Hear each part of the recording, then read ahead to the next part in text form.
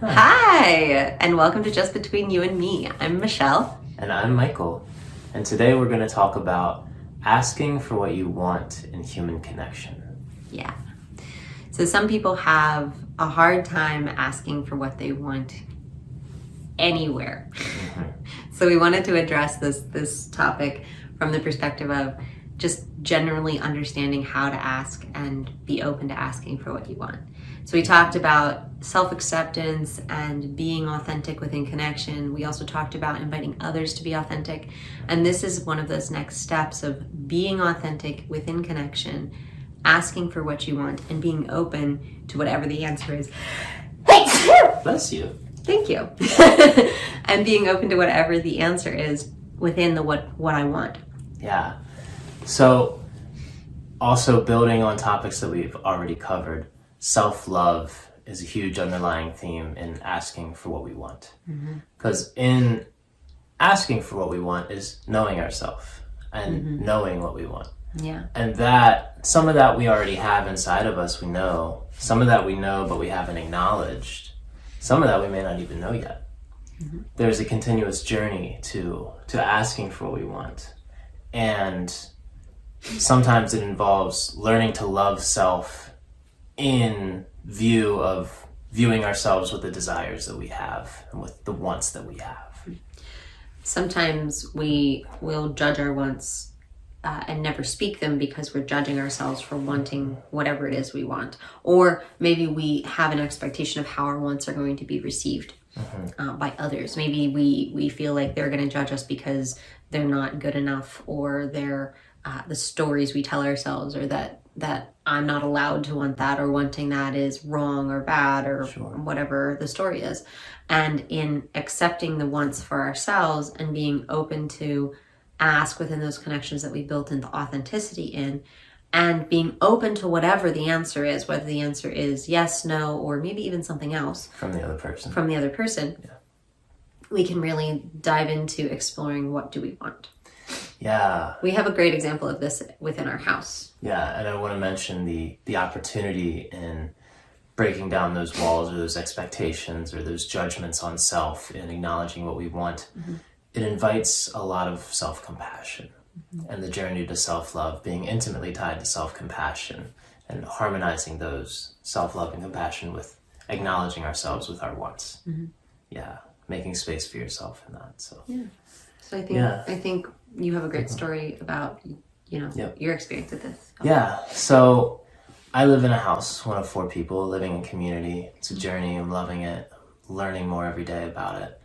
And one of my desires that came around this experience I had where I was frustrated, I was stressed out, I was walking upstairs to my own kitchen every day and feeling like I couldn't cook because it was too messy.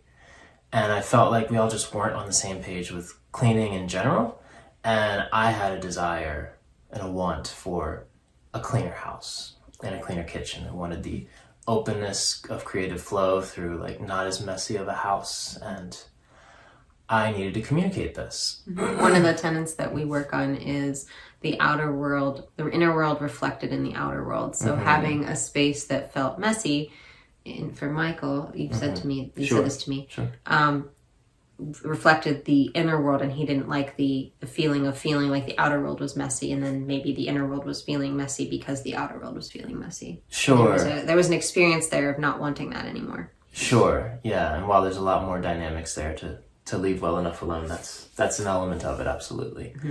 So feeling the stagnation of energy from a lot of clutter in the house and a lot of messiness in the house, and feeling like that stunted my own creative flow. So I wanted to ask my housemates where we could meet on living in a cleaner house, living a cleaner life. And knowing that we all have different definitions of cleaner, this is something that I brought to everyone in a humble way, in a way that was very much not a demand, but very much was a ask. And I think there's a lot to that in asking for what we want, and how we show up with that. How I showed up with this specifically was I was in a process, and I was almost crying about this because it triggered for me experiences in my past living situations.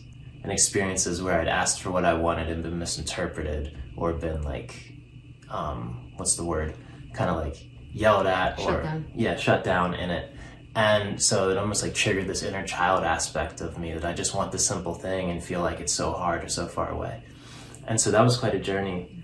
And in working through those emotions and showing up anyway and asking for what I wanted with a cleaner house with my housemates and seeing where they were willing to meet me there was a journey, and it was a negotiation. And on the other side of that, I live a much cleaner life with my housemates now, and I'm much more satisfied with the day-to-day level of cleanliness. I feel a lot more creative energy flow. I feel a lot more openness, and really like we're on the same page with it. And it's a negotiation. You know, it's not like my ideal if I was living alone, but I'm not living alone for a reason. I want to live in community, and I acknowledge that like whatever my ideal is, there's a renegotiating of what's important to me. And what I want more is living in community and what the four of us can co-create, as opposed to just what I could create by myself. Yeah. So knowing these different wants, and So at the end of it, we now have a very loose kind of conversation cleaning schedule, and it's very like easygoing, very simplistic, and now we have a regular like kitchen cleaning routine and regular bathroom and living room cleaning routine. And it was so easy to create once Michael asked for this is what I want, and everybody else was pretty much on board with, let's work with that. But without bringing it up, you can create resentment in yourself and create resentment in others by having this desire that you never voice. Absolutely. And that's a really simple example, because it's really not complicated. We're talking about cleaning the house. Yeah, absolutely. So that's a really huge point to note, is if we don't ask for what we want, we can't expect our partners, our spouses, our coworkers, our housemates, our children, we can't expect the other person in our relationships to just read our minds and know what we want. And dropping subtle hints and sideways comments about it really isn't helpful and can really build resentment. And just really opening one's heart and just coming from the truth, the raw truth of what they want. And working through the emotions that come up with that, whether it's judgment, shame, or fear, whatever it is, working through that really can create a blessing in an ideal situation. And I wanna make sure we touch on this aspect of the ask. It's not I want this and you should give it to me. It's hey, this is what I want. How can we create that? And there's a very distinct difference in that I really want to highlight here, because you're going to push people's buttons, and people are going to have actual reactions to this is what I want, you need to give it to me, as opposed to this is what I want, how can we create that together? Right. Not making a demand, asking for what we want, being open to the co-creation there. So so I really appreciate you guys joining us on this exploration of asking for what you want.